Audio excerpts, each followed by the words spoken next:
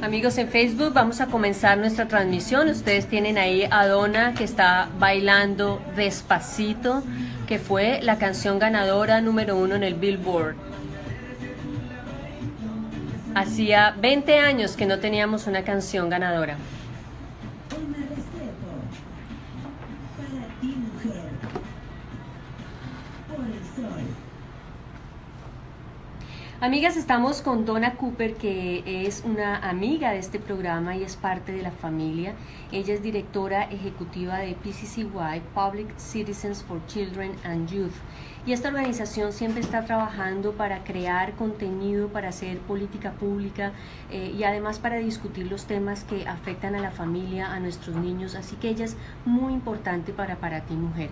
Y ella tuvo la idea también fundamental de hablar de cómo una oficina del DA, del District Attorney, afecta la vida de nuestros niños, porque usualmente no pensamos en eso. Pensamos que cuando elegimos a alguien, sencillamente estamos votando por alguien, pero no vemos los efectos de eso en nuestra familia y en nuestros niños. Así que por eso tenemos hoy a Donna, el honor de tenerla. Donna, welcome to the show. It is a pleasure to have you because you are part of the family. Thank you. It's a good family. It's a very good family and very diverse family, right? Donna? Yes. That's the most important. Donna, we elected our new district attorney, which in Spanish is the Fiscal del Distrito. How this affects our family, our kids?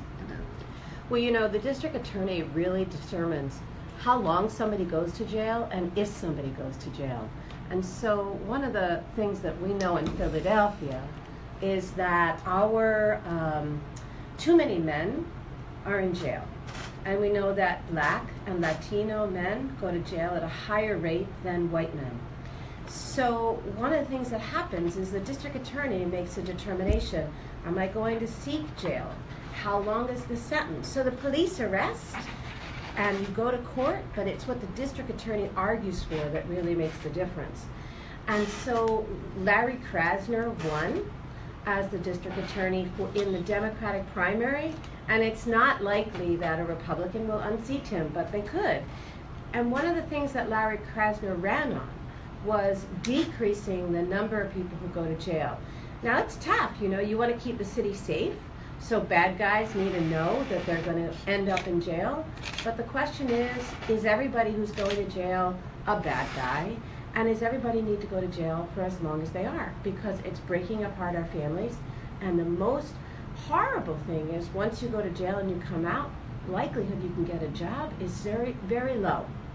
And so we have to rethink this because it's not working because too many men in Philadelphia have been in jail, and it makes it harder and harder to have stable families and to raise stable children. Yeah, Donna, this is a very interesting topic that you are talking about, and you started saying that African Americans and Latinos are feeding in out of proportions our prisons. Absolutely. One of the things that we have realized is that we don't have too much information about Latinos going to jail. We know that is an important topic more and more for our community, but we don't have really numbers.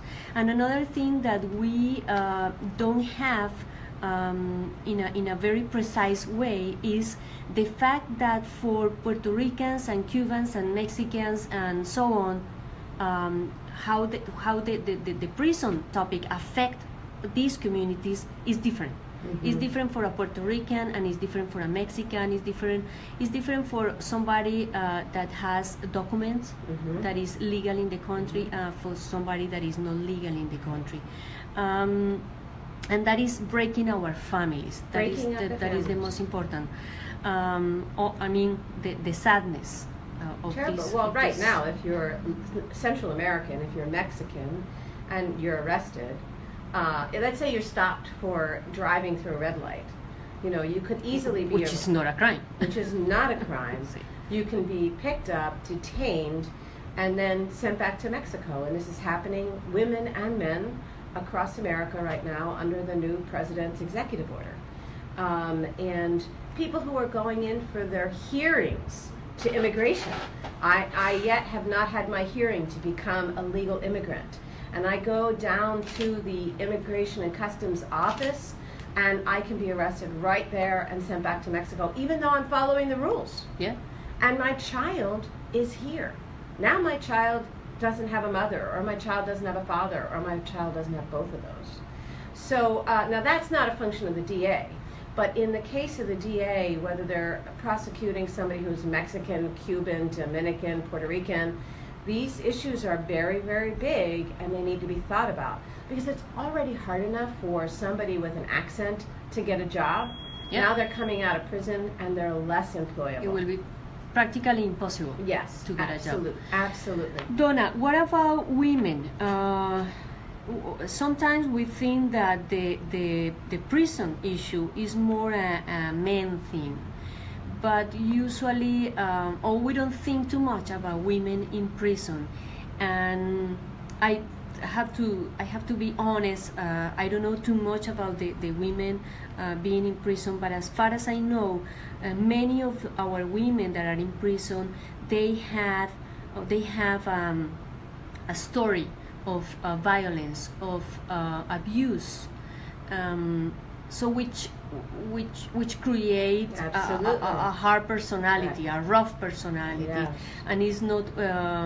It is expected to have this kind of problems and go in prison. So 90% of the folks in prison are men, but the fastest rising group of people going to prison is women.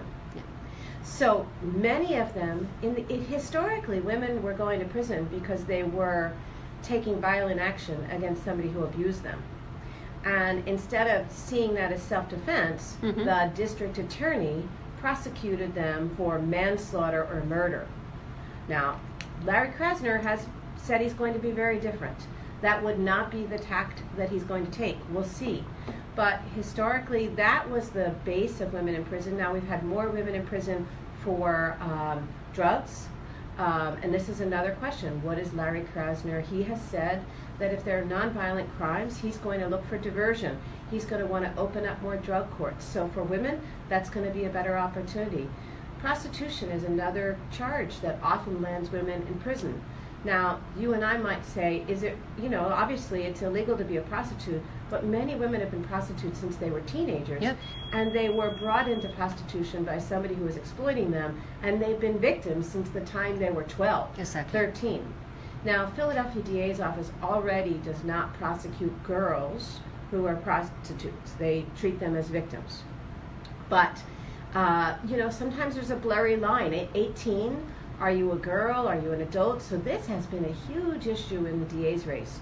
When are you adult and when are you a kid? And everybody running for the district attorney's race, including Larry who won, said they will not prosecute children as adults. So if you're 18 and you're a prostitute, you're going to not convicted as an adult. You'll be convicted, in this case, as a victim. You will not be convicted, but you will not go to prison. So the big thing is, for years and years, we've been taking these kids who are 16, 17, 18, and prosecuting them as adults and putting them in adult prison. And that's a very terrible. And we have lots and lots of kids who've been prosecuted and given life sentences. Pennsylvania has the largest population of children who are in prison with life sentences. And the U.S. Supreme Court has said that is illegal. But the Philadelphia District Attorney's Office has to go back and commute their sentences. And so these were issues in the district attorney's race, and why juvenile issues were a big issue in this race. What are you going to do about the kids? Stop locking up the kids. Get the kids out of prison. Stop locking up prostitutes and girls who are being trafficked. They are victims. They are victims. They are not criminals. Absolutely. Yeah. And when you have a tough on crime stance, that's you can't rectify those two things. But fortunately, in this DA's race, Rich Negrin and Joe Kahn and Larry Krasner and Uttemeyer and all these guys, people have come to the realization that loading up the prisons, especially with kids, is not really, in the long term, good for Philadelphia. Now, I'll say people are pretty upset about Larry Krasner winning. They think he's too soft on crime. The police. That's the other side of the coin. Yeah, the police union has come out pretty strongly, and they're very concerned. And, you know, obviously we have to have that debate. But, you know, most cops will tell you they see these kids starting to get bad, and putting them in prison isn't solving that problem. Yeah. You know? It's making worse It for makes it worse. our society. And then these mothers who are traveling across the state to visit their children in prison, it's a horrible situation. Yeah. Horrible situation. And so, you know, can we get kids jobs? Can we get them better schools? I mean, that's the answer here. And counseling. Why is a kid going around somewhere, you know, beating somebody up or robbing a store? Deeper issues, right? Yeah. Yeah. Deeper issues. Bueno, amigas, fíjense que estamos hablando aquí con Donna de la importancia cuando elegimos un district attorney o un fiscal del distrito en temas tan fundamentales que afectan a nuestra familia, que prácticamente pueden definir si nuestra familia se rompe o no se rompe, y si nuestros niños tienen un padre o una madre presente, o si tienen un padre o una madre en prisión. Casos como las mujeres, afortunadamente, en Filadelfia, que les ha tocado o han terminado en el negocio de la prostitución, ya no son tratadas como criminales, sino como víctimas. Y el distrito, la oficina del District Attorney también tiene que ver con los casos de nuestros muchachos que van a prisión, que son sentenciados de por vida, y cuando salen, qué es la vida que les espera. También Donna está mencionando de cómo el nuevo District Attorney que tenemos en Filadelfia, que ganó en una votación importante, hay que trabajar en cómo creamos trabajo y cómo creamos escuelas para que sea la forma de prevenir que nuestros muchachos vayan a prisión. Donna, you said it, how to put together the both sides of the coin, because we have here all this community, all these mothers, fathers, kids that are in prison, and we have here victims. How to start that dialogue that we have to heal, and we can. I think we have to stop pointed people who are. It is the fault of these people. We have to stop doing that, and probably we have to start thinking that victims and victimarios, they are the same, and they are affected by the same context, and we have to start the dialogue to see how we can heal as a community together. How to start that dialogue. That's so important. You know, in Native American traditions, the communities, when a kid or a young adult commits a crime, the entire community sits down, and the victim's there, and the kid's there, and the victim has to listen to the kid explain what drove him, and the kid has to listen to the victim say how it hurt, and then people as a community have to listen and engage, and then they collectively decide, how do we heal this kid? Does this kid heal by doing something for the victim? Does this kid heal by doing something for the community? It's called restorative justice, right? And so right now in our schools, many of our schools are using a restorative justice framework for when things happen in school. So kid acts out in school, everybody sits down, has a conversation. Why did you do that? How did it affect me? So that people learn how to listen and how to verbalize being vulnerable. Because you know when somebody's vulnerable is when you can listen to them the most, right? And so, in fact, I would say Philly schools, where they're behind on a lot of things, they're really trying to think more carefully about how to help children become better adults by being honest with themselves and being able to talk about conflict. And wouldn't it be interesting if our police department and our district attorney and the Department of Human Services, where juvenile justice happens, and our courts really began to think about how do we model that kind of listening in our systems. And so maybe it isn't a drug court, maybe it's a restorative justice model that becomes a way, because that's going to be more permanent. That kid's going to think now, I understand, and he's going to be clearer about his own issues. And we can really prevent more crime. That would be great. Y miren, hay algo muy importante que Donna está hablando aquí, y es que la justicia restaurativa, cuando la justicia criminal no funciona, debe funcionar la justicia restaurativa. Eso significa que las comunidades se sientan, quien fue ofendido y el ofensor, se sientan, dialogan, piden disculpas, y en comunidad se busca la solución del problema. Y eso es una metodología muy importante que nos cuenta Donna, la tenían nuestros indígenas, y hasta donde yo sé, también en Latinoamérica nuestros indígenas tenían una forma muy distinta de hacer justicia. Y ella nos cuenta que en las escuelas de Filadelfia, aunque están atrás en muchos temas, en justicia restaurativa, realmente lo están haciendo muy bien. Donna, how to really to bring this restorative justice to the communities, to make, moving from the schools, moving to the community, and if I have a problem with a neighbor, or my kid is in trouble with another kid on my block, in the school, so we can fix the problems before it escalates. How to do that with the police, district attorney? Yeah, the police, absolutely. I think it's a really good question that, this district attorney's race is going to go on until November, right? And what's going to happen between now and November is the police union and other more conservative organizations are going to say, we need somebody tougher on crime. And I think people listening to Emma's show, Mujer, should say, no, what we need to do is figure out, hey, Larry Krasner, if you're going to win, how will you bring restorative justice practices to our community?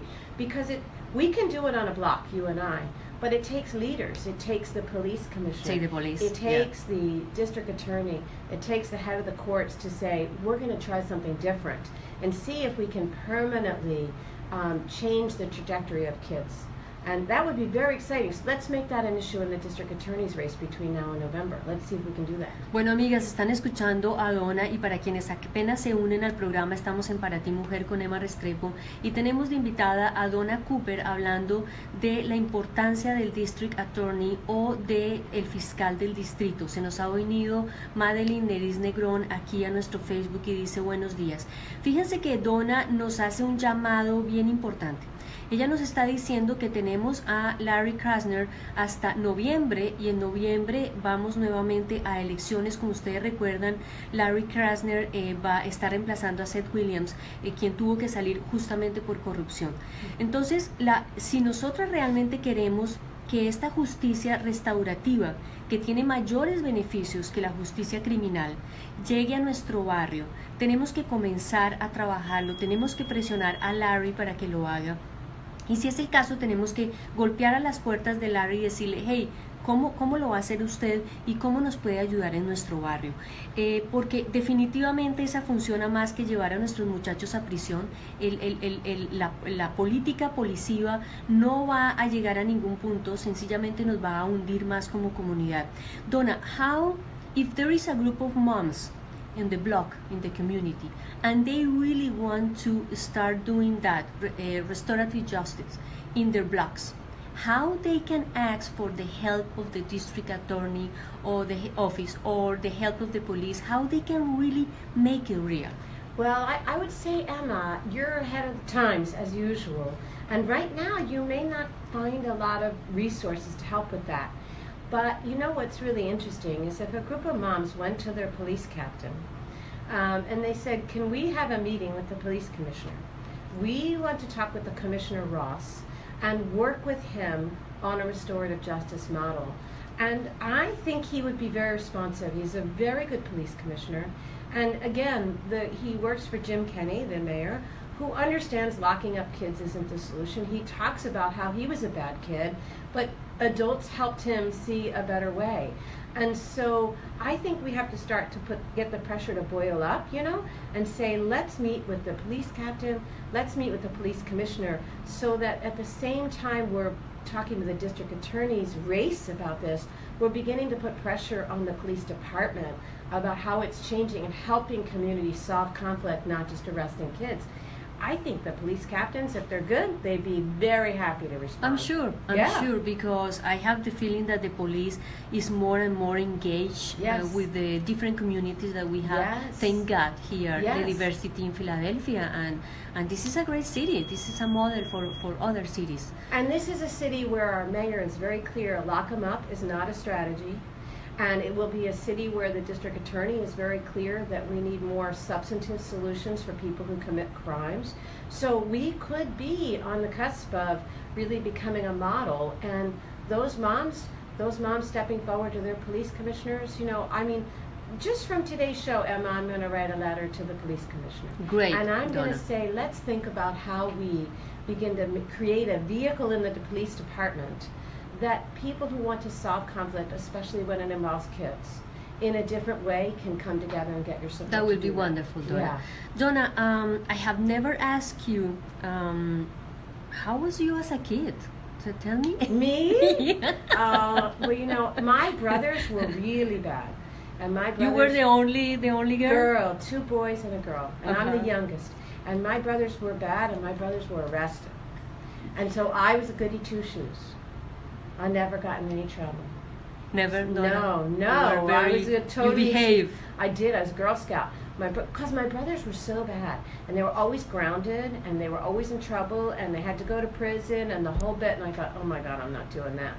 So, you know, seeing it up close and Interesting. personal. Yeah. Donna, why do you think that difference? Because you are a woman and they are a man, or why? Why do you think that? Why do I think that? Because I think they were bigger risk takers than I am.